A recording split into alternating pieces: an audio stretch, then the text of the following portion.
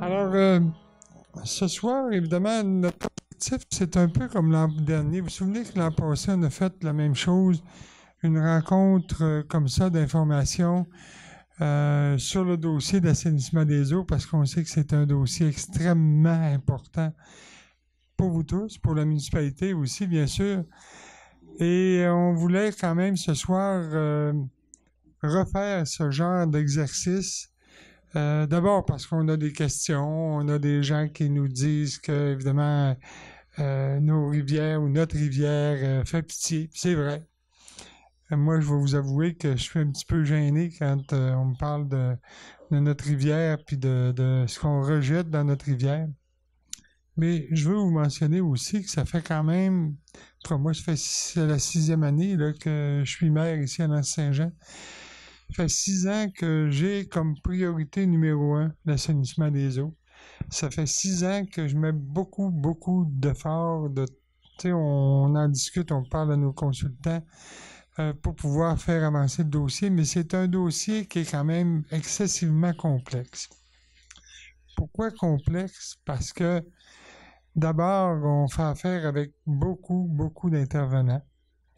On fait affaire avec le ministère, évidemment, des Affaires municipales et de l'Habitation. C'est le ministère qui nous finance, qui nous subventionne. On fait affaire aussi avec le ministère de l'Environnement, parce que vous savez que l'environnement, c'est un ministère aussi qui a je dirais qu'il a le bras long, qui pose des questions. Et là, on a rajouté aussi dans notre dossier le ministère des Transports.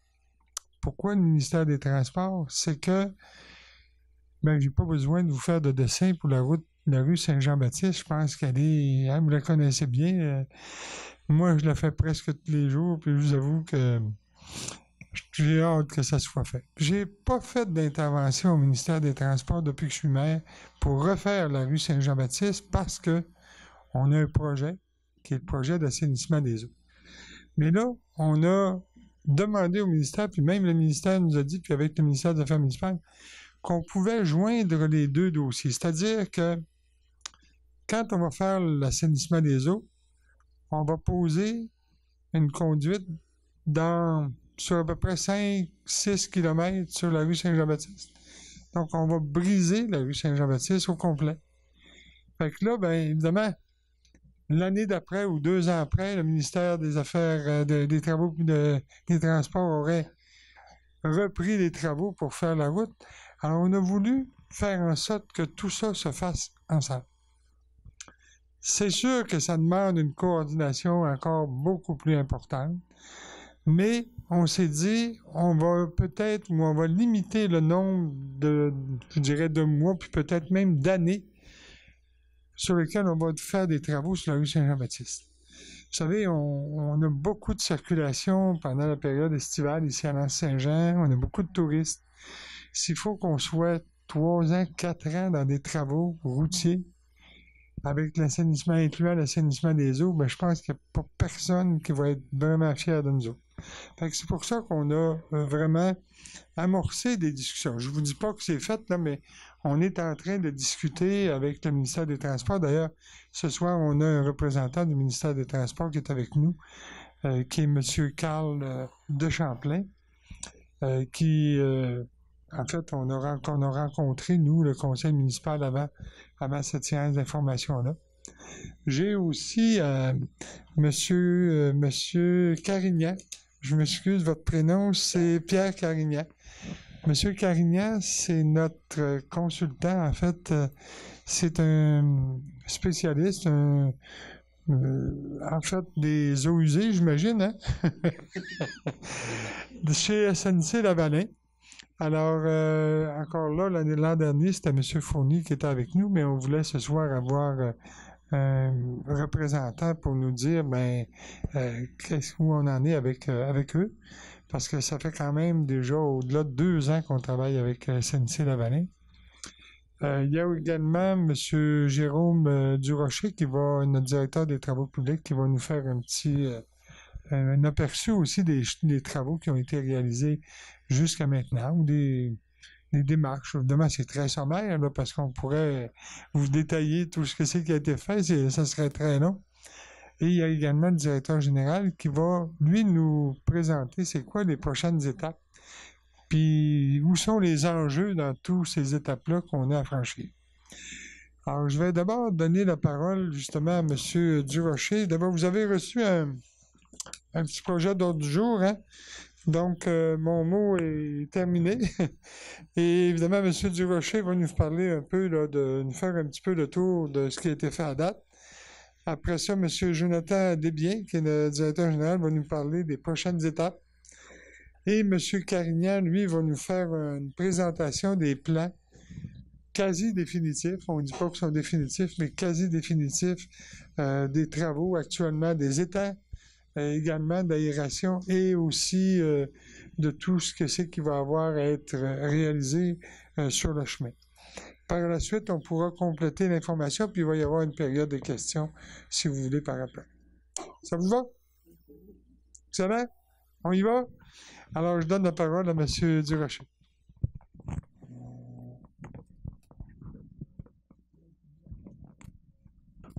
Alors, bonsoir. Merci d'être là en aussi grand nombre. Merci de votre intérêt pour ce beau projet là, sur lequel on travaille ardemment depuis plusieurs années. Donc, je vais commencer d'abord là, par vous présenter un peu ce qu'on a actuellement là, comme installation au niveau des installations sanitaires pour la municipalité de L'Anse-Saint-Jean. Donc, ça va vous faire une petite mise en contexte. Donc là, ici, ce qu'on voit, c'est un plan, en fait, du secteur du coin des routes. Donc ici, on a l'épicerie Bonichois, l'école Fréchette qui est là, si ça peut vous remettre en contexte. Donc le secteur coin des routes, c'est ce qu'on appelle le bassin 1. Donc le bassin 1, c'est un endroit où on a un système d'égout sanitaire là, qui dessert les résidences qui sont dans ce secteur-là. Donc, on peut voir qu'il y a des conduites là, qui partent à partir du... ici, c'est le Home Hardware, la rue des Coteaux. Donc, on a des conduites. Donc, tout ça est gravitaire et donc, les eaux usées se dirigent là, vers... ici, là, c'est un peu dépassé la rue du Coin. Et donc là, c'est à cet endroit-là qu'on a un émissaire là, qui se déverse là, directement là, dans la rivière Saint-Jean. Donc ici, on a la rue Riviera, là, donc c'est l'émissaire là, est en haut de la rue Riviera. Donc ça, c'est pour le bassin 1. Ensuite, on se dirige plus dans le secteur du village. Donc ici, ça commence à être la partie la plus densément peuplée. Là, on a l'épicerie Amiro, l'église avec la rue du Faubourg. Donc ça, c'est ce qu'on appelle le bassin 2.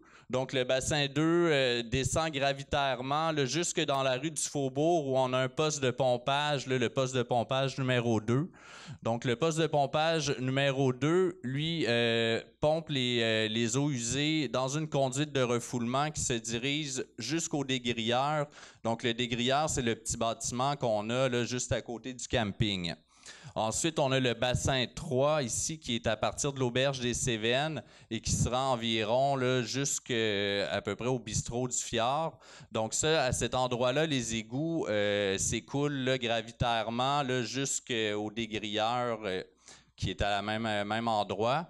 Et ensuite, on a le bassin 4 qui est ici, donc à partir du quai, les chalets du Fjord, donc ça revient sur la rue Saint-Jean-Baptiste jusqu'au dégrilleur encore une fois.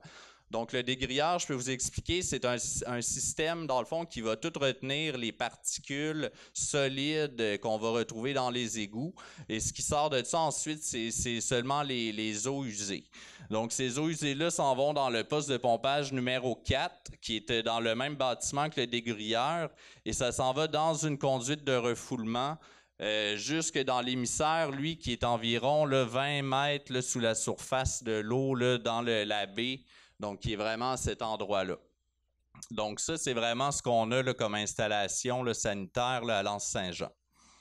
Donc, en gros, là, l'historique, en fait, fait là, jusqu'à maintenant pour le projet d'assainissement des eaux. Donc, de 2009 jusqu'à 2012, on a la firme Ségertech là, qui a travaillé sur les conceptions préliminaires là, du projet. Donc, c'est vraiment conception préliminaire. Là, il y a les relevés qui ont été faits de tout ce qui est existant. Il y a des hypothèses qui ont été émises là, pour le traitement des eaux et tout ça. Ensuite, de 2013 à 2016, ben là, on a l'étude d'avant-projet qui a été réalisée par la firme WSP.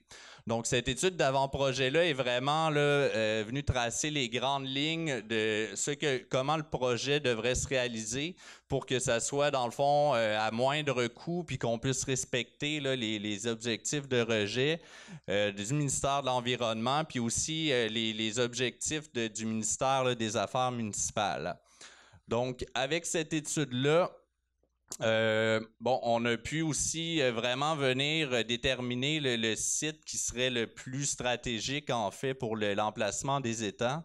On a dû réaliser, là, en 2016, là, une étude archéologique là, sur ce site-là des étangs. L'étude est venue là, confirmer qu'il n'y avait pas de présence là, de site archéologique potentiel là, pour cet endroit-là. Donc ensuite, avec toutes ces études-là, on a pu aller en appel d'offres en janvier 2017 pour faire la conception là, et la préparation des plans et devis pour les nouvelles installations d'assainissement des eaux. Donc, le mandat a été confié là, à la firme SNC-Lavalin. Donc, on a eu la réunion de démarrage là, pour le contrat là, qui a commencé en juin 2017. En parallèle à tout ça, il y avait une grosse problématique là, qui est venue un peu complexifier les études et qui rendait le projet vraiment difficile à réaliser. C'est qu'au bassin 1, donc le secteur coin des routes, on avait énormément d'eaux parasitaires. Donc les eaux parasitaires, ça se trouve être des eaux, soit des écoulements souterrains ou des endroits où les conduites sont brisées, qu'il y a de l'infiltration d'eau, ou des égouts pluviaux qui se déversent là, directement dans les égouts sanitaires. Donc c'était le cas entre autres, là, à partir de l'école Fréchette, jusqu'à un peu plus haut, vers le coin, et aussi là, vers le Haut-Mardoire aussi. Vous savez, là, c'est ça, à l'été 2017, le MTQ ont fait des travaux. Donc, ces travaux-là, c'était dans le but de sortir les eaux parasitaires du réseau d'égouts pour qu'on puisse, après, faire une conception là, qui était adéquate là, du projet. Donc ça, ces travaux-là ont été réalisés à l'été 2017. Pendant l'été 2017 aussi, il y a les relevés terrain qui ont été faits là, par la firme SNC-Lavalin là, pour la préparation là, des plans et devis. Ensuite, au printemps 2018, vous avez peut-être aperçu là, la foreuse qui s'est promenée sur la rue Saint-Jean-Baptiste.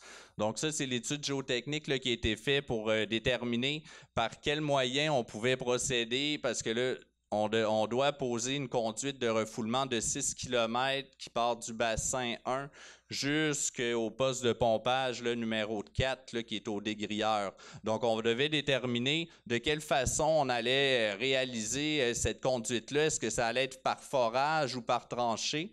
Donc, l'étude géotechnique est venue déterminer dans quel type de sol on se trouvait tout au long de la rue Saint-Jean-Baptiste pour pouvoir déterminer de quelle façon on allait faire les travaux. Ensuite, il y avait aussi au site des étangs, donc vous savez, il y a beaucoup d'argile à l'Anse-Saint-Jean. Donc, on devait déterminer dans quel type de sol on se trouvait au site des étangs. Il y a aussi les études écologiques qui ont été réalisées par la firme Eureco. Études écologiques pour déterminer est-ce qu'il y a des milieux sensibles là, dans tous les secteurs où on va faire des travaux. Entre autres là, des espèces là, de flore ou la faune qui doivent être protégées, tout ça. Ces études-là ont révélé qu'il n'y avait pas d'espèces à protéger ou d'espèces sensibles là, qui pouvaient être impactées par les travaux. Ensuite, donc en janvier 2019, on a eu le dépôt de la demande là, de certificat d'autorisation qui a été déposé au ministère de l'Environnement.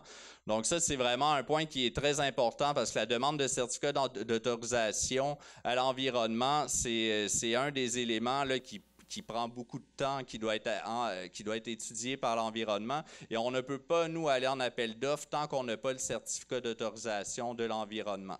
Donc ça, cette demande-là est encore en cours d'études du côté de l'environnement. Ensuite, printemps 2019. Donc, ce printemps, on a dû renvoyer des foreuses aller faire des tests supplémentaires au niveau du site des étangs. Parce que l'étude de géotechnique de 2018 a révélé qu'on avait vraiment des sols sensibles et qu'on avait beaucoup de problèmes au niveau de l'eau souterraine, là, donc l'eau qui se trouve dans le sol, qui pouvait causer des pressions là, hydrostatiques là, dans le sol et qui pouvait causer des problèmes au niveau des étangs. Donc, on a dû faire des études là, complémentaires là, au printemps 2019. Et donc, à l'été 2019, ben là, on est venu faire une résolution pour joindre les travaux du MTQ là, à notre projet. Là. Donc, ça s'est fait cet été. Donc, en gros, là, c'est pas mal ce qui a été fait jusqu'à maintenant, là, à part la partie là, des plans et devis là, de SNC-Lavalin que Pierre Carignan va vous présenter plus en détail. Donc, ça fait le tour. Merci. Ouais.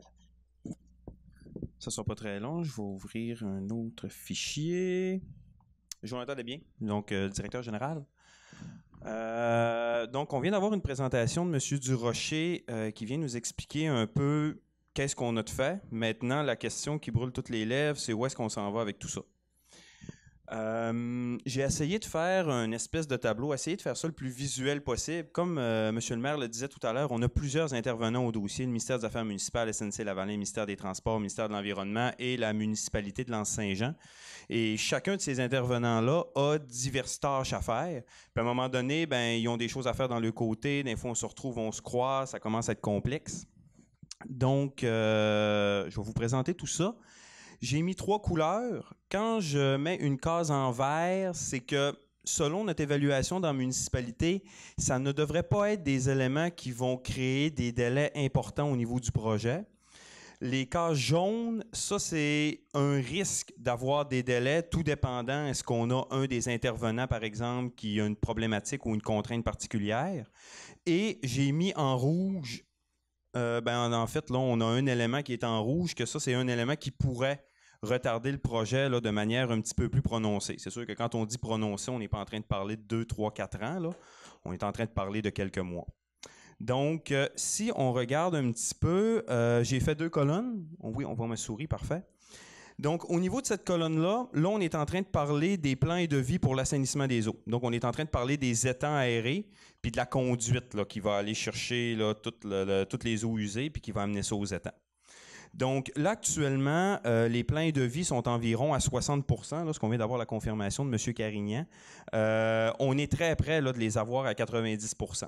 Un coup qu'on va avoir les plans à 90 %, on les envoie au ministère des Affaires municipales.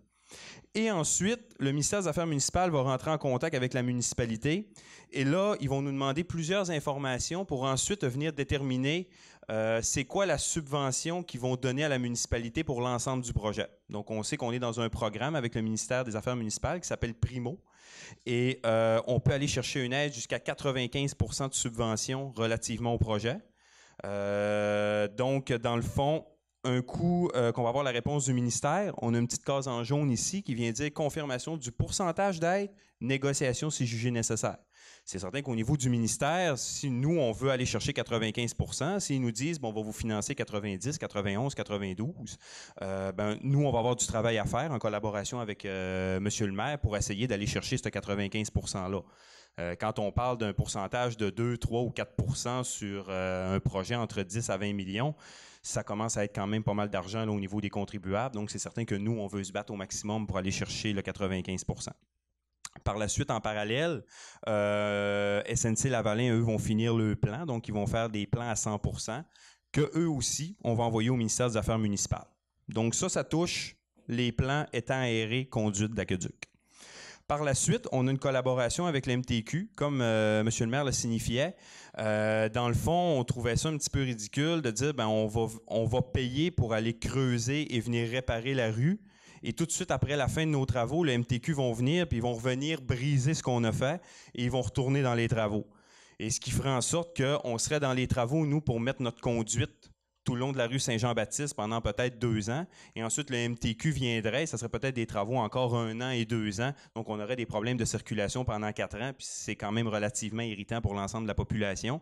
Et ça peut aussi limiter là, toute la question de l'industrie touristique en direction du quai. Donc, on a eu une collaboration avec l'MTQ pour dire, est-ce qu'on est capable de mettre nos projets en même temps et aussi venir faire en sorte de dire, quand la pépine elle va venir puis elle va creuser, elle va creuser pour que moi, je mette ma conduite, puis elle va creuser aussi pour que le MTQ il fasse sa route. Fait qu'est-ce qu'on est capable d'avoir des partages de coûts? Parce que le MTQ, lui, va se retrouver à payer une partie de la pépine. Moi, je vais me retrouver à payer une partie de la pépine. Puis de cette manière-là, on est capable de faire tous les travaux en même temps. Puis la charge qui va être au contribuable relativement au projet va diminuer parce que le MTQ va en absorber une partie. Donc, on trouvait là, que c'était quand même relativement cohérent là, d'aller dans cette direction-là. Mais c'est certain que rajouter un intervenant au projet, ça rajoute des défis. Donc, on va regarder ça. Actuellement, le ministère des Transports nous a identifié ses besoins. Donc, ils ont regardé la rue Saint-Jean-Baptiste, ils ont dit, voici, nous, c'est quoi les travaux qu'on avait identifiés. Donc, ils nous les ont présentés à la municipalité. Nous, on est revenu à eux, on a dit, écoutez, on a regardé vos travaux, voici ce que nous, on en pense, voici ce que vous, on vous propose. Et là, on a travaillé en collaboration pour venir établir des besoins avec lesquels l'ensemble des parties étaient d'accord. Eux, ensuite, sont partis avec ça et là, sont en train là, de finaliser leur autorisation pour réaliser ces travaux-là au niveau de leur planification. Un coup que ça va être fait, là, il va y avoir un octroi de contrat. Donc, le MTQ va donner un contrat à SNC-Lavalin pour venir faire les plans de vie de la rue Saint-Jean-Baptiste. Donc, ils font affaire directement avec SNC-Lavalin parce que nous, on fait affaire aussi avec SNC-Lavalin. Donc, on trouvait que ça n'avait pas de bon sens de dire, nous, on fait affaire avec une firme d'ingénieurs, puis eux vont faire affaire avec une autre firme d'ingénieurs, puis des fois, les firmes ne se parlent pas, puis on pourrait avoir des problèmes puis des retards au niveau du projet dû à ça. Donc, on a utilisé la même firme par rapport à ça. Et par la suite, là, j'ai mis une petite case en jaune. Donc, SNC-Lavalin vont produire des plans de vie là, pour la rue Saint-Jean-Baptiste. Est-ce qu'il peut avoir certaines problématiques, je ne sais pas, au niveau de l'arpentage, au niveau de certaines contraintes là, qui pourraient être soulevées. C'est pour ça qu'on l'a mis en jaune. Ça se peut qu'on ait peut-être des délais, là, 2 semaines, 3 semaines, là, qui pourraient se rajouter au niveau du projet. Et ensuite, en dernier parallèle, on a un site des étangs. Et ce site-là, on est en négociation actuellement là, pour pouvoir acquérir les terrains pour les étangs et aussi le chemin d'accès. Donc ici, on est venu le mettre en jaune. Donc ça dépend un peu là, du type de négociation, comment ça va aller avec les différents intervenants. Ça peut bien aller puis il n'y aura pas de problème. Ça se peut aussi que ça nous crée quelques délais au niveau du projet. Par la suite, un coup que la négociation est terminée, qu'on en est venu à une entente, là, on passe à une acquisition des terrains.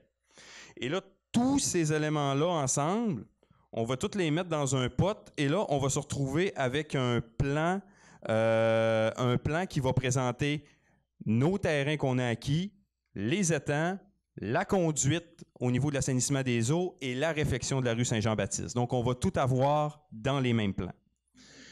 Un coup que ça va être fait, là, on a parlé tout à l'heure qu'il y a un certificat d'autorisation avec le ministère de l'Environnement. Donc, le ministère de l'Environnement, nous, on a déjà envoyé nos documents relativement au bassin et à la conduite, mais le MTQ doit aussi envoyer certains éléments en approbation au niveau du ministère de l'Environnement. Notamment, ils vont faire des travaux au niveau du pluvial et ça va demander certaines autorisations. Donc, un coup qu'on va avoir ces plans définitifs-là, là, après ça, le ministère de l'Environnement va pouvoir compléter son analyse. Et là, ça, on est venu le mettre en rouge parce que là, on ne sait pas ça va être quoi le jeu entre les deux. Est-ce qu'ils vont nous dire oui? Est-ce qu'ils vont nous dire non, vous allez changer ça? Donc là, on rechange les plans, on fait des corrections, ça retourne, ils refont des commentaires. Donc, on peut jouer un peu un petit jeu de ping-pong ici et on n'est pas capable, à l'heure actuelle, de savoir est-ce que ça va être le cas et est-ce qu'on va se retrouver avec un délai de 1 mois ou un délai de 3 mois ou de 4 mois. Ça, on n'est pas capable de le déterminer encore. Donc, un coup qu'on a le certificat d'autorisation du ministère de l'Environnement, là, on se retrouve vraiment avec des plans définitifs où est-ce que l'ensemble des intervenants est d'accord avec la nature des travaux. Une fois que c'est fait et qu'on a ces plans-là, on a 3 choses. La première ici, la facile, on envoie ça au ministère des Affaires municipales. C'est en vert, ça se fait vite. On a ensuite, en jaune, la mise en place d'une entente de partage de coûts avec l'MTQ. Comme je vous ai dit, on va faire des travaux. Puis ces travaux-là, quand on fait venir la pépine, il va falloir qu'on s'entende avec le MTQ pour dire, MTQ, c'est quoi les travaux que vous allez payer, puis c'est quoi les travaux que nous, comme municipalité, on va payer. Donc, il va y avoir une négociation et une entente pour regarder comment est-ce qu'on va partager ces coûts-là. On l'a mis en jaune. Je vous dirais qu'actuellement, on a une très belle collaboration avec le MTQ. C'est excessivement agréable de travailler avec eux. Cependant, on sait, dans toute négociation, il peut y avoir certains petits irritants ou des choses comme ça qui pourraient retarder. On l'a mis en jaune pour cette raison-là. Et ensuite, en vert, ben, c'est certain qu'un coup qu'on va avoir nos plans définitifs, ben, nous, il va falloir qu'on fasse un processus de règlement d'emprunt pour pouvoir financer le projet à long terme parce que les subventions vont nous payer sur 20 ans. Donc, il va falloir quand même qu'on fasse un règlement d'emprunt sur 20 ans relativement tout ça. Un coup que ça va être fait, après ça, on va être en mesure d'aller en appel d'offres public pour les travaux. Donc, on va venir à savoir ensuite là, c'est quels entrepreneurs vont soumissionner. Et ensuite, on va savoir aussi ben, c'est quoi le coût le plus bas qu'on est capable d'avoir pour les travaux, qu'est-ce que ça va coûter réellement. Ensuite de ça, ça continue, donc on parle de l'octroi du contrat. Et ensuite, ben là, on va céduler un début des travaux relativement tout ça. Au niveau des délais, est-ce que vous voulez que je continue un petit peu? Je vous le donne? Parfait. Donc, ça fait le tour un peu là, de l'ensemble du processus pour que vous puissiez visualiser un peu c'est quoi les étapes qui restent à faire, c'est quoi les défis qu'on a et où est-ce qu'ils sont les différents éléments, où est-ce qu'on pourrait avoir des délais supplémentaires. Donc, voilà. Donc, je redonne la parole à M. le maire. Non? D'accord. Donc, on va donner la parole à M. Carignan. M. Carignan travaille à SNC-Lavalin, donc il va nous faire une présentation un peu. C'est quoi ça va ressembler le projet? Où est-ce que la conduite va être située? Les bassins? C'est quoi la disposition? C'est quoi les grosseurs? Comment ça va se évoluer tout ça? Exactement. Bonsoir. Donc, comme il a dit, je vais présenter le projet de manière globale. Je vais essayer aussi de vous montrer les plans, quelques plans de ceux-là qu'on a envoyés au ministère de l'Environnement, donc qui sont présentement en analyse à l'environnement. Donc, si on peut commencer avec le numéro 1 en haut. Non, pas celui-là. Ben, celui-là, Jérôme l'a déjà présenté, mais ouais, numéro 1 ici. Ouais, c'est ça. Donc, ça, c'est ça, vu en plan. Comme vous pouvez voir, le projet couvre beaucoup de territoire. Oui, désolé. Je vais partir. En fait, il s'agit d'un projet d'assainissement des eaux. En gros, c'est la collecte et le traitement. Donc, je vais partir de la collecte, l'endroit où tout l'eau se réunit pour ensuite arriver à l'endroit de traitement, c'est-à-dire le site des étangs aérés. Donc, présentement, comme Jérôme a dit, dans le secteur d'en haut qu'on dit, là, proche de l'école Fréchette, il y a 0 traitement, aucune collecte. Ce qu'on va faire, c'est aller construire un poste de pompage. À peu près où on le voit, là, c'est... je ne sais pas exactement où dire, mais bref. En fait, c'est là où l'eau présentement, là où il y a un émissaire dans la rivière. Là, présentement, où ça se déverse dans la rivière, on construit un poste de pompage à cet endroit-là qui va récolter cette eau-là pour plus qu'elle aille dans la rivière. À partir de là, il faut la pomper jusqu'ici. Donc, le trait rouge qu'on voit, c'est une conduite. Une seule conduite, elle a 6,6 km. C'est quand même de grande envergure comme travaux et comme conception aussi. Elle va acheminer l'eau jusqu'aux étangs. C'est tout ce qu'elle fait. Ensuite, vous avez déjà 2 postes de pompage qui existent. On va les moderniser. On va moderniser le poste de pompage dans la rue du Faubourg. Moderniser le poste de pompage qui se trouve maintenant au camping, qui a un dégrilleur. Ce poste de pompage-là, lui, présentement, il pompe l'eau sous le lance. Lui, on va changer les conduites pour qu'il pompe l'eau en haut ici, aux étangs aérés aussi. Donc, il n'y aura plus d'eau usée, non traitée, qui va se rendre ni dans l'Anse, ni dans la rivière Saint-Jean.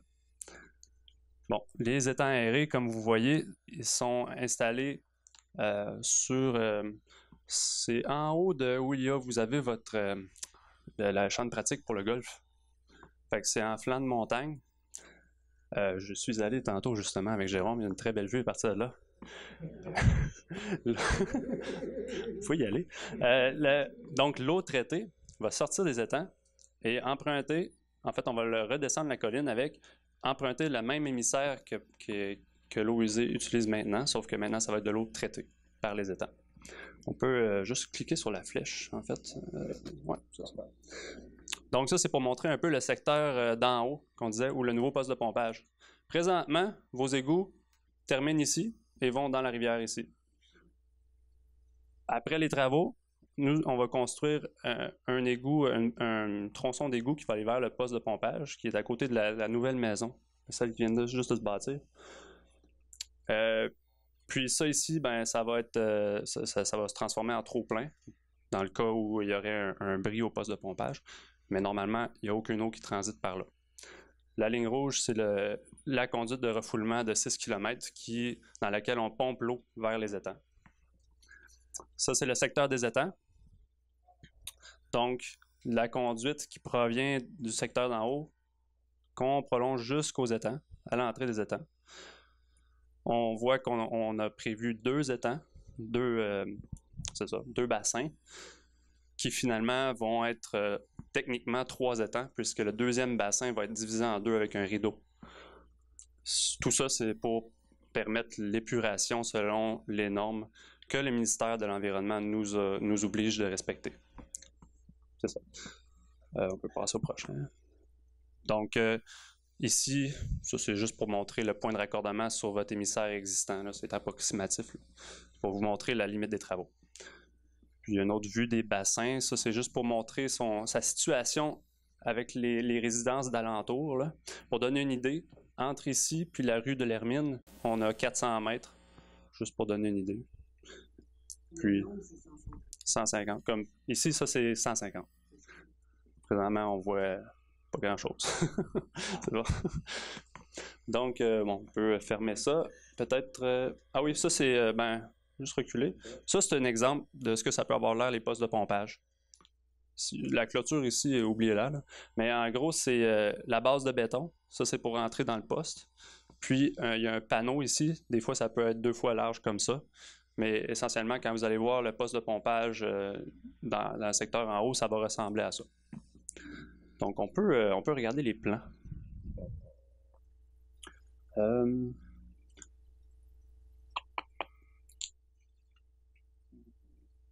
Ouais, on peut regarder les étangs. Puis celui-là aussi.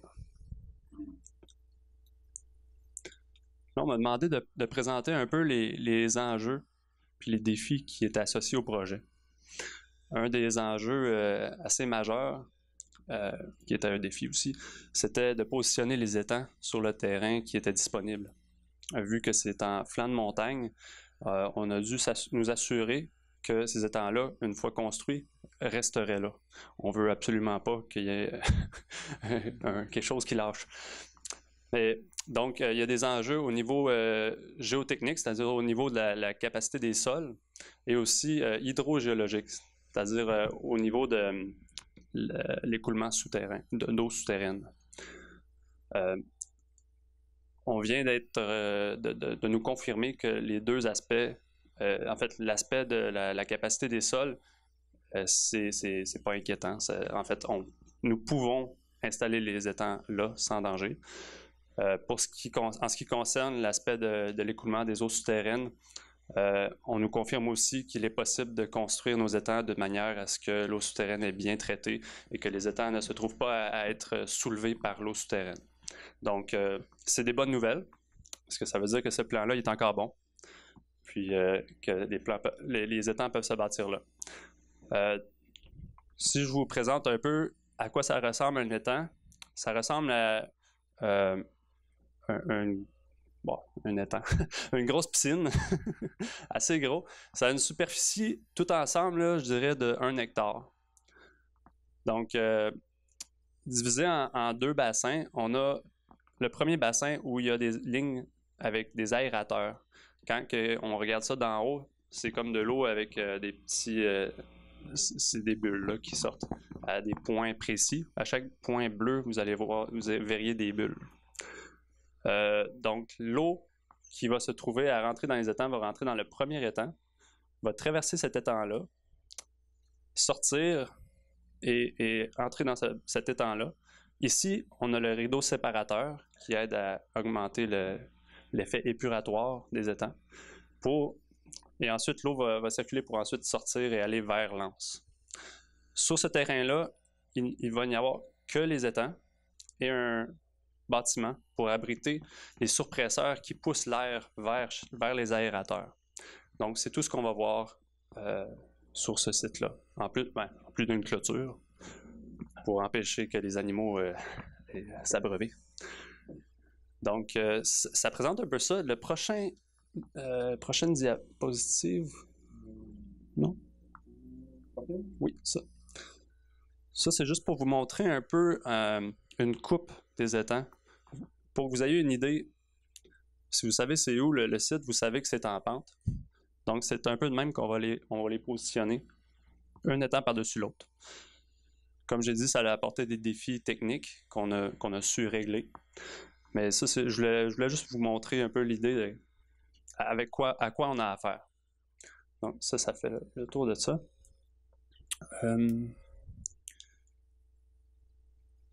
On peut regarder le bâtiment qui serait sur le site de traitement, à quoi ça ressemble.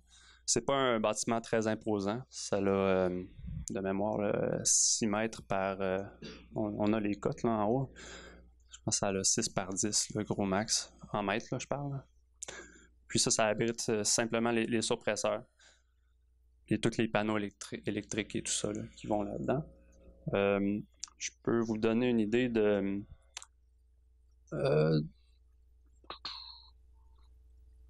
mettons un exemple du tracé de la conduite de refoulement. Parce que, comme on a dit, il y a une conduite de 6 km qui va traverser, qui va longer tout le chemin Saint-Jean-Baptiste. On veut montrer un peu où ça va passer parce que pour la plupart d'entre vous, c'est ça qui va vous affecter. Ça passe directement devant votre maison, peut-être. Nous, on a positionné la conduite pour la mettre en bordure de chemin le plus possible, pour essayer d'éviter les entraves à la circulation pendant la construction. Les tranchées, c'est sûr qu'on va rester le plus possible à l'intérieur de l'emprise de la rue. Donc, c'est ce que vous verrez se faire construire finalement tout au long de la rue Saint-Jean-Baptiste. C'est une conduite qu'on peut voir en haut. Si on va le voir en haut. C'est ça, c'est une conduite qui suit la pente du terrain, toujours sous le niveau du gel. Puis c'est une conduite sous pression. Donc on raccorde personne, on ne peut pas raccorder personne là-dessus. Vous avez un bon clapet. Non, c'est ça.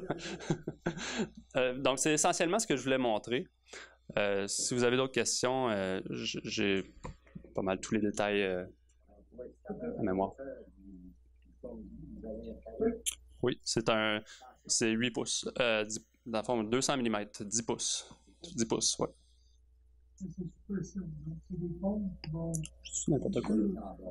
Non, c'est un 8 pouces. 8 pouces. Désolé. 200 mm, c'est un 8 pouces. Vous avez une question au niveau technique, allez-y. Oui.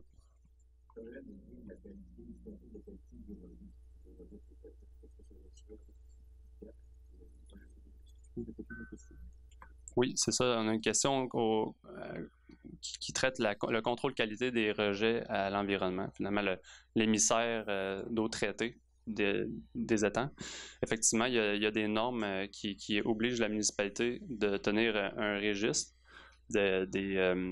pour montrer qu'on respecte les exigences de rejet à l'environnement.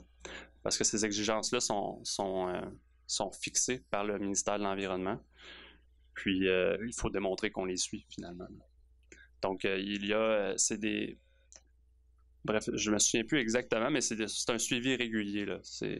C'est pas journalier, c'est hebdomadaire. Là. Ouais. Au régulière, en ce moment, on compte prélèvement mensuel. Oui, c'est ça. Présentement, vous faites un suivi mensuel. Oui. Mais ça varie pas beaucoup. Ça varie pas très rapidement dans le temps non plus. Parce qu'on parle d'étang aéré, c'est très robuste comme traitement. Ça subit pas de choc très rapide comme pour d'autres technologies.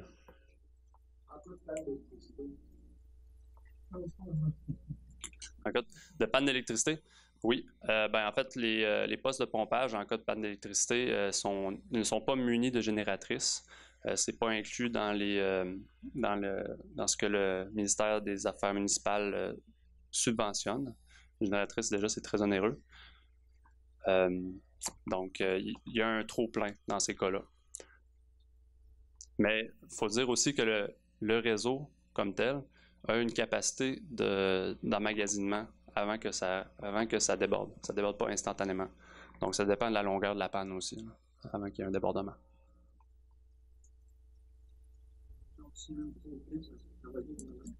Oui, s'il y a un trop plein, en fait, c'est ça, ça revient comme avant, comme présentement. Oui, non, effectivement, on regarde des... Oui, la capacité, c'est ça. On demande si la capacité des étangs prévoit les développements futurs, la croissance de la population, effectivement. C'est regardé sur un horizon de 30 ans. Ouais.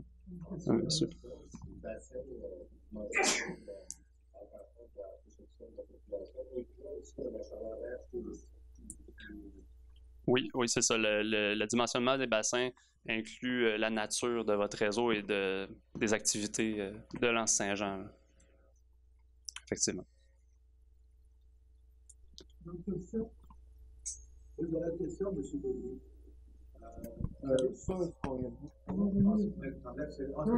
Oui, c'est seulement pour le côté technique.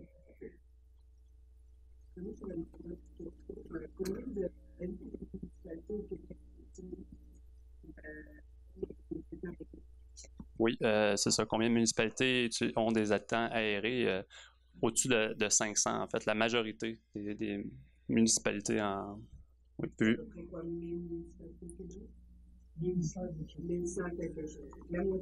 La moitié, oui. Oui, c'est ça. Mais il faut que ça soit vidé, ça, chaque année. Si on demande si les étangs doivent être vidés à chaque année, non, c'est pas le cas. En fait, c'est très rarement vidé, seulement s'il y a un bris ou quelque chose d'important, mais habituellement, on n'a pas à vider ça. Non. Il y a une vidange des boues qui s'effectue. On dit, à présent, on estime aux 10 ans, à peu près, mais ça ne nécessite pas une vidange de l'eau. Ça se fait avec une barge, là, puis c'est ça, un vacuum. Là. Non, l'hiver ne change rien au fonctionnement. Il y a aussi une circulation d'eau, des petits jets, c'est sous pression, hein, ça veut des compresseurs. Oui, c'est ça. Ben, en fait, pour regrouper tout, là, les étangs sont toujours en fonction. C'est autant et aussi longtemps qu'on crée des rejets, ils reçoivent de l'eau. Et l'hiver, ben, il y a un brassage à cause des aérateurs. Donc, il peut y avoir un couvert de glace qui se forme là-dessus quand même, mais l'épuration se fait quand même. Puis, c'est ça, c'est efficace en hiver autant qu'en été. Ben, il peut y avoir une croûte de glace qui se forme. Ouais, ça se peut aussi, là. c'est sûr que c'est moins gélif, mettons, qu'ailleurs.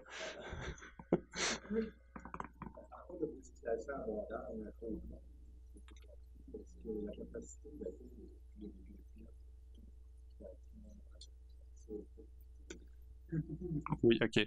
On demande si la capacité des étangs? OK. Oui.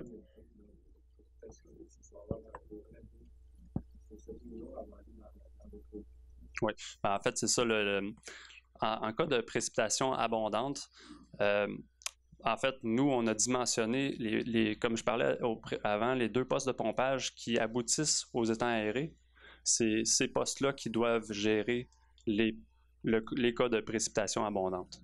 Elles ont été dimensionnées pour, comment dire, elles ont été dimensionnées pour traiter ces événements de pluie-là. Parce que la majorité de l'eau qui se rend aux étangs est en fait des eaux, comme Jérôme le disait, des eaux souterraines qui rentrent dans les égouts ou des précipitations qui rentrent dans les égouts. C'est la majorité qui se rend aux étangs. Puis c'est pour ça qu'on a conçu les postes en fonction de ces débits-là, plus qu'en fonction des débits qu'on produit chacun d'entre nous. Donc, effectivement. Monsieur? Oui, question. Est-ce que les égouts viennent dans la partie du bord de l'ici, village, est-ce qu'il y en a qui s'en vont encore dans les municipales? C'est une bonne question. Je ne sais pas, Jérôme pourrait peut-être plus répondre, mais il y a eu des corrections qui ont été faites par le ministère des Transports, justement, tout près du presbytère. Là. Vous savez, il y a eu des travaux qui ont été faits à cet endroit-là. Ça a été fait justement pour éliminer des sources d'eau qui allaient dans les égouts. Donc, ça a été fait par le ministère des Transports. Il y en a eu aussi tout près de l'école Fréchette, à différents endroits comme ça. Puis dans la réfection de la route, il est prévu qu'il y en a d'autres qui vont être installés, particulièrement à partir un peu avant l'épicerie Amiraux, presque jusqu'à l'église, là, jusqu'où il y en a eu déjà. Donc, tout ça va être ouais, fait, mais ça va se faire en même temps. Ouais, en tout cas, c'est ce qu'on souhaite. Si le ministère des Transports, là, on peut convenir d'un protocole avec eux, là, ça se fait en même temps.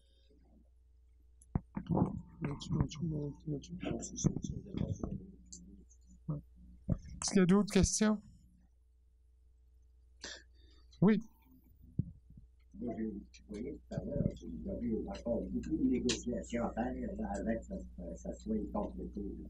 Et vous ne donniez pas la date exacte, où c'est que c'était complété. Donc, les travaux peuvent être débutés. Ben, écoutez, vous avez vu effectivement qu'il y a encore beaucoup d'étapes. C'est pas juste notre dossier, ce sont des dossiers très complexes. Nous, au conseil, on en a parlé justement avant la rencontre là, actuelle là, avec les représentants qui sont ici. On vise à ce que l'appel d'offres pour réaliser les travaux soit lancé en 2020. Est-ce que ça sera à l'été ou début de l'automne? On vise que ce soit ça. Début des travaux, fin 2020 ou début 2021. Mais encore là, on a c'est le ministère de l'Environnement qui va être. Oh oui. Mais il faut être actif. Puis on est actif dans le dossier, je dirais, continuellement, régulièrement. On a parlé tout à l'heure d'achat des terrains.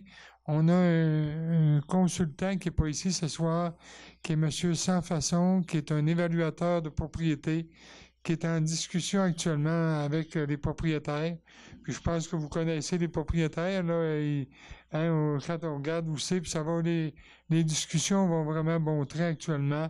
On espère arriver à une entente avec les propriétaires d'ici le fin décembre. Oui. La rivière, comme vous l'avez bien mentionné, elle vient d'éclore l'été, il y a 2 jours période de silence. Oui. Elle vient d'éclore pile. Oui. Que vous dire? Est-ce que ça devient est-ce que les gens qui se plaignent de la rivière, c'est sûr que l'année prochaine, je ne veux pas dramatiser la chose, mais on peut remplir le temps, s'il n'y a pas vraiment une date, il faudrait régler ce problème-là pour 2022. Si ça fait un an et demi qu'on tire la route de l'Alaska, ouais.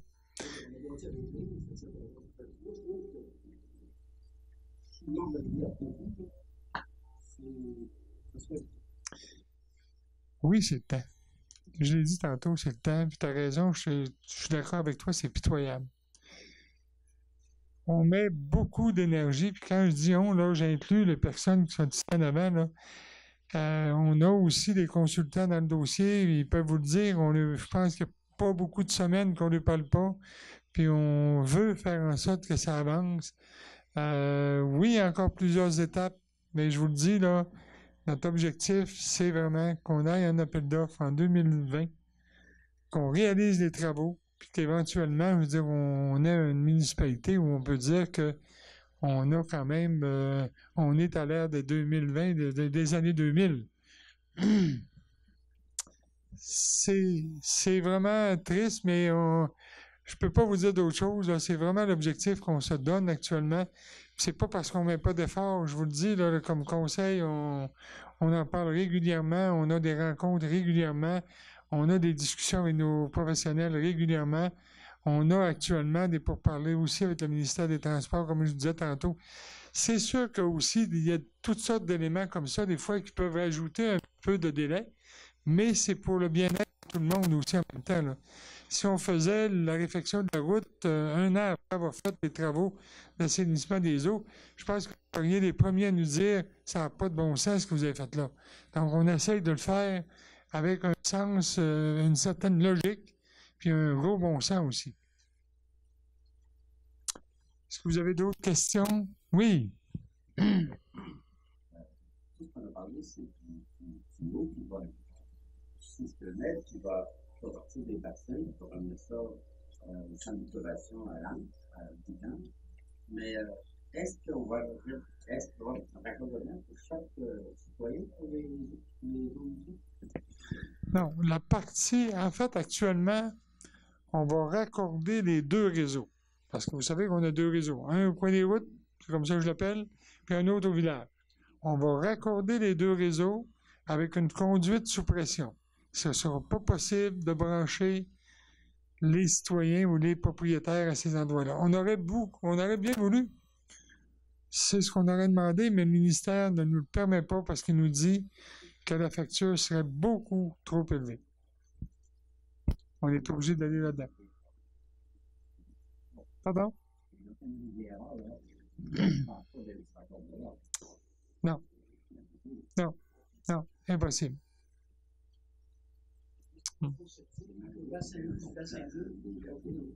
Pardon? Excusez?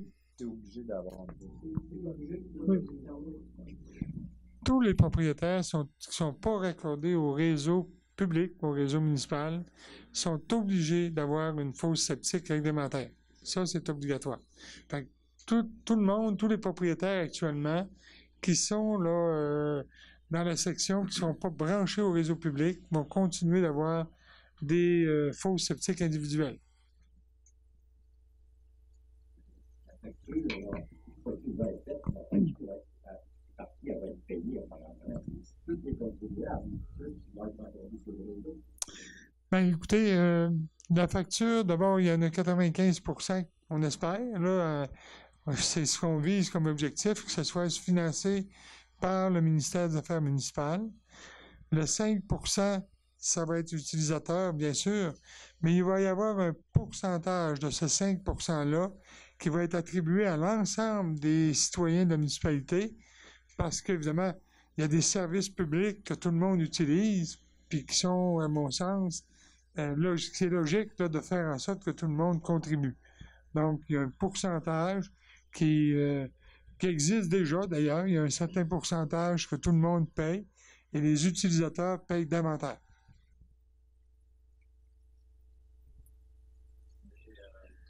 Vous pensez que ça va se faire en 2020? On a dit qu'on lancerait les appels d'offres en 2020. Okay? Les travaux, d'après moi, vont s'échelonner à partir, si ça commence en 2020, comptez que ça va être 2020, 2021, puis peut-être une partie de 2022. Pardon? C'est possible que je ne sois pas là pour la fin.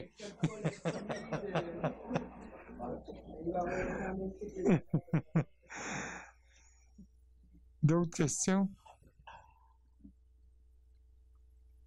Est-ce que ça répond à vos attentes? Hein? Est-ce que vous partez de là où ce soir choqué ou encore? Ouais. Moi aussi. Peux-tu vous dire que moi aussi, j'aurais voulu que ça se fasse plus vite? Vous vous rappelez qu'en 2014, on avait fait une contestation. Cette année, on a fait encore un autre. On attendait que ça allait partir plus tard.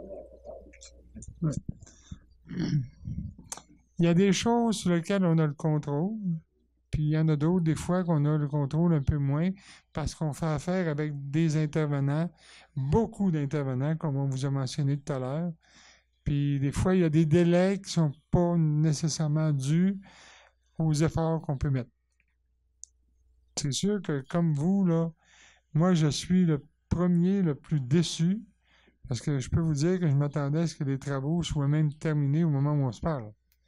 Puis on n'est pas encore amorcé, on n'est pas encore débuté.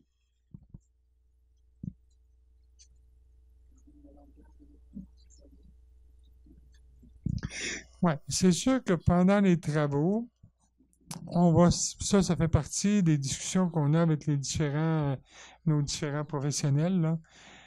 On ne déviera pas nécessairement la circulation, mais on va demander est-ce qu'il y a plus de circulation, plus de personnes, plus de touristes même qui empruntent le chemin Saint-Thomas, parce qu'évidemment, dépendamment du secteur où on va faire des travaux, là, ça va être un détour ou du moins qui va être utile à ce moment-là. C'est pas toutes les automobiles. Il y a les propriétaires qui vont demeurer le long de la rue Saint-Jean-Baptiste qui vont avoir accès.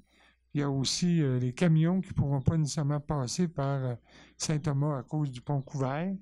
Mais je pense que la circulation des VR, effectivement aussi. Donc, on va quand même demander est-ce qu'il y a le plus d'automobilistes qui circulent par le chemin Saint-Thomas.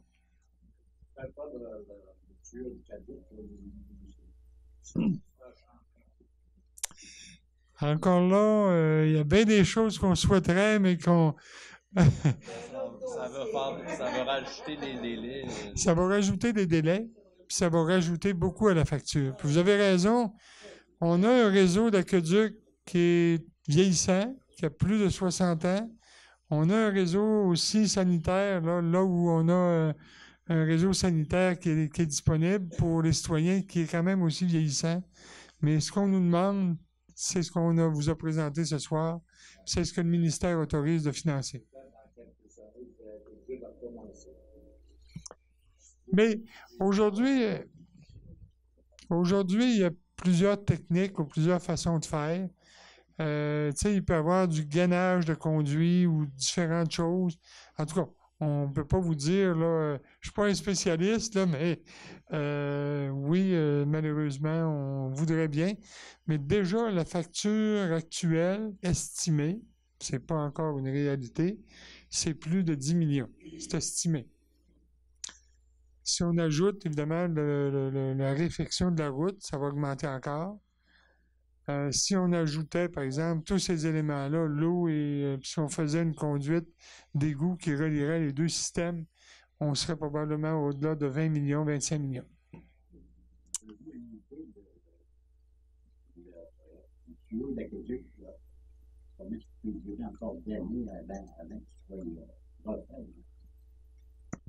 Bonne question, M. Jérôme. On a-tu ça comme détail? Ben là, actuellement, là, c'est sûr que le réseau, il approche une 50aine d'années. Nous, on fait quand même un suivi là, qui est quand même assez rigoureux là, du réseau. Une conduite en fonte, là, comme on a dans la majorité de la municipalité, c'est sûr que ça peut durer très longtemps. Là. Souvent, c'est que les endroits où on va avoir des bris ou des fuites, c'est surtout où il y a des valves, des vannes où il y a eu déjà des travaux, là, donc c'est là qu'on se retrouve des fois à avoir des fuites. Là. Mais les conduites en fonte, là, en tant que telles, si on ne touche pas à ce qu'il y a autour, ça peut durer là, très longtemps. Là. Ben, c'est dur à dire, là, mais c'est sûr que si on regarde à Montréal, là, qui est une ville, là, ils ont même, je pense, 40-50% de l'eau là, qui s'en va en fuite là, dans le sous terre, là, mais à Montréal, ils ont encore des conduites en bois là, qui datent des débuts des années 1900, là, puis tout ça. Donc, ouais, donc, notre réseau, oui, il est pas jeune, là, mais il est encore là, quand même relativement en état. Là, donc, c'est sûr qu'on va avoir beaucoup d'argent à investir quand même dans les prochaines années là, au niveau de l'eau potable là, aussi. Mais on va arrimer ça avec les travaux d'assainissement des eaux. Là, donc, on peut pas tout faire en même temps, malheureusement. Là. Ça vous va? Merci infiniment. Bonne fin de soirée. À la prochaine.